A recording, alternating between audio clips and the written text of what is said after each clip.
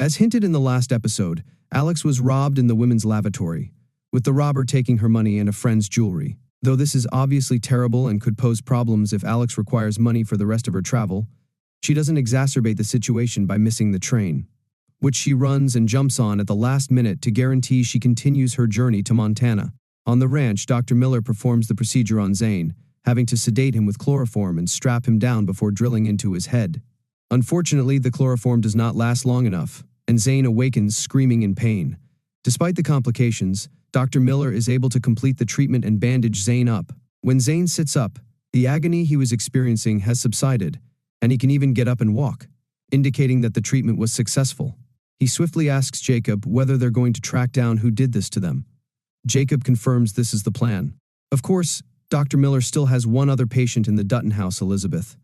When Jack tries to tell Elizabeth what happened to Zane, she refuses to meet him unless it is to get her rabies injection, bringing her one step closer to leaving. Jacob chooses to speak with Elizabeth to see if he can assist with the problem. He understands her plight, admitting that this winter has been exceedingly difficult and that he, too, has considered leaving and returning in June. But he informs her that Jack could not accept her request to leave the ranch with her because it would mean abandoning his family and way of life while they are under attack. He hopes she understands this and chooses to return to Jack after the winter is over. Elizabeth appreciates Jacob's understanding. It's time for Elizabeth's next shot. Kara is concerned since it continues to bring her great agony.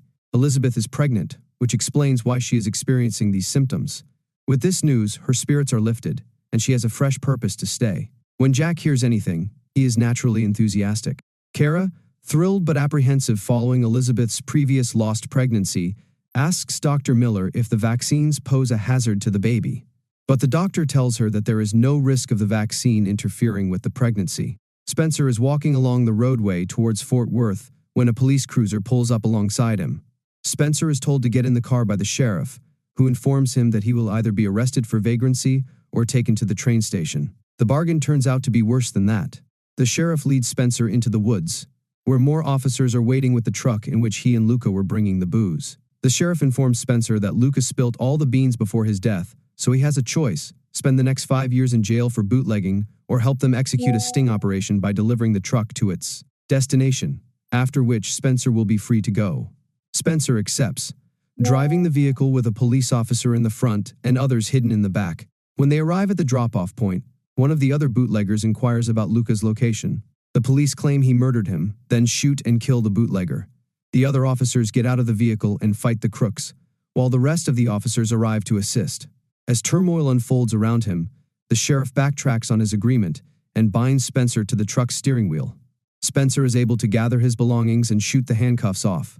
He rams the truck into the police cars, rendering them inoperable, and then departs for the train station. Spencer escapes the sheriff's pursuit and boards a train. Unfortunately, the boxcar he chose contains other vagabonds, 2 men and a young girl, who demand a rail charge. Even if Spencer has no food or money, they tell him that he will have to pay something.